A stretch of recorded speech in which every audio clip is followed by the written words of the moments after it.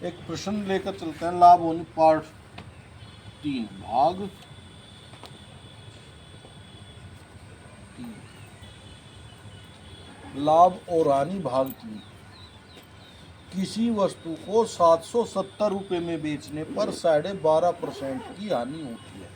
प्रश्न क्या कहता है? क्वेश्चन दिया है,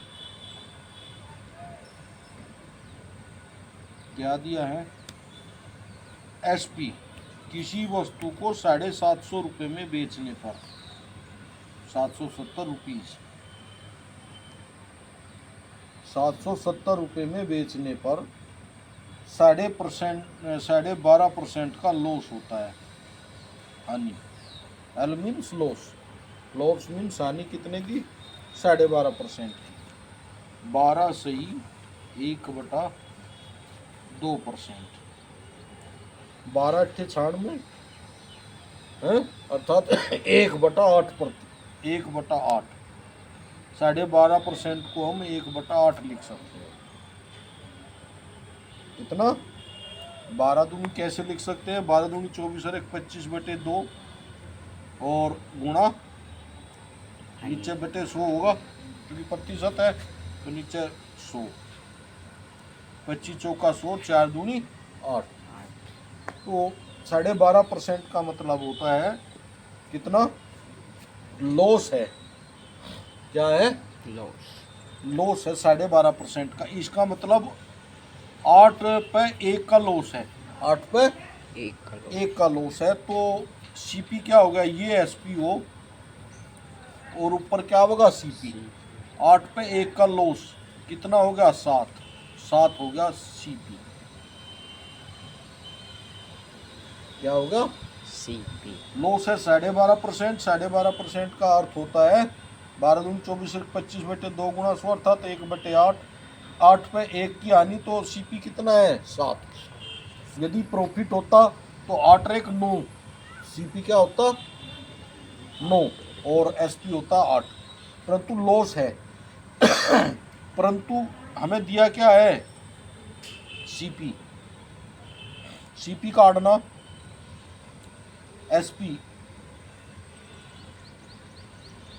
सॉरी 8 रुपए की खरीद कर 7 रुपए की बेची तो लॉस हुआ। ये गलत लिख जाएगा। नीचे हमेशा क्या होगा? एसपी और सीपी। क्या आता है? सीपी। ऊपर होगा एसपी। 8 रुपए की वस्तु पे 1 रुपए का लॉस हुआ तो कितने में बेची? 7 रुपए में बेची। कहीं में बेची? 7 रुपए में बेची। परंतु ये कह रहे 7 में नहीं बेची, वस्तु कितने में बेची? 770 में बेची। कितने में बेची? 7 बराबर 770।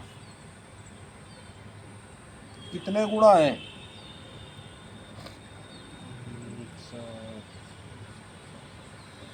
कितने गुणा है? 110। 7 एकम 7, 7 एकम 7, 0। तो ये सीपी जो एसपी कितना है? 110 गुणा है। तो सीपी भी 8 ना होकर क्या होगा? 110 गुणा होगा।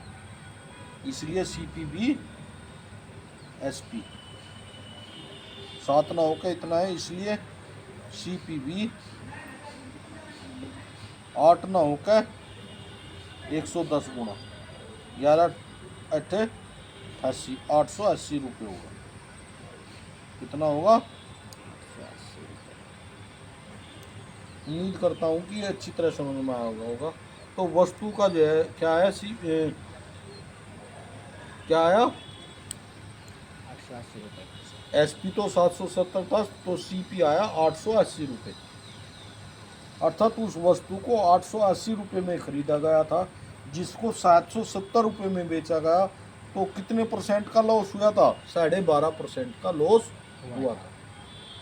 सवाल ये था, किसी वस्तु को 770 रुपये में बेचा जाता है, 12.5% का लॉस होता है, तो वस्तु को कितने में खरीदा गया था? वस्तु को 880 रुपये में खरीदा गया था। निकालने का तरीका, हमें क्या दिया? लॉस दिया 12.5%। 12.5% फ्रैक्शन में तोड़ लिया 1/8।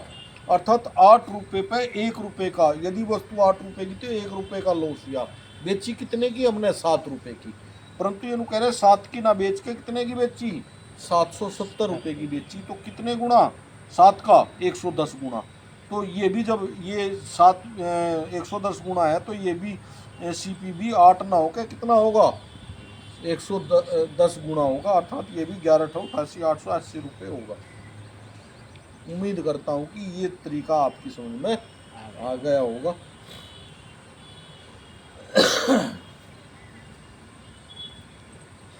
इसका उल्टा यहीं पे हम इसी सवाल को यदि ये दे दें कि वस्तु का जो है यहीं SP 770 ना होकर यदि CP जो है किसी वस्तु को 880 रुपये में खरीदा गया, बेचने पर 12.5% का लॉस हुआ, बेचने पर 12.5% का लॉस हुआ, तो SP बताओ, उसका सेलिंग प्राइस बताओ कितने हुआ। तो एक तो सीधा तरीका था फ्रैक्शन में ही जब हमें निकालना तो क्या कहेंगे? लॉस है 12.5%, बिल्कुल सेम तरीका। फिर यहाँ 880 रखेंगे, जैसे हमने 7 बराबर क्या रखा वहाँ रखेंगे, चूँकि 8 ये कितना है 11,88, 110 गुना होगा, ये भी कितना होगा? 110 गुना। तो ये भी क्या 7 ना होगा 110 गुना होगा, अर्थात 770 हो जाएगा। इसका उल्टा हो जाएगा बिल्कुल सेम। जैसे अब हमने क्या किया, 770 को दिखाया 110 गुना, फिर क्या दिखाएंगे? 880 रुपये को दिखाएंगे। कितना? 8 बराबर कितना दिखाएंगे? 880, और कितना गुना है 8 180 का? 880 का 110 गुना। तो ये भी 7 ना होगा, कितना होगा? 100।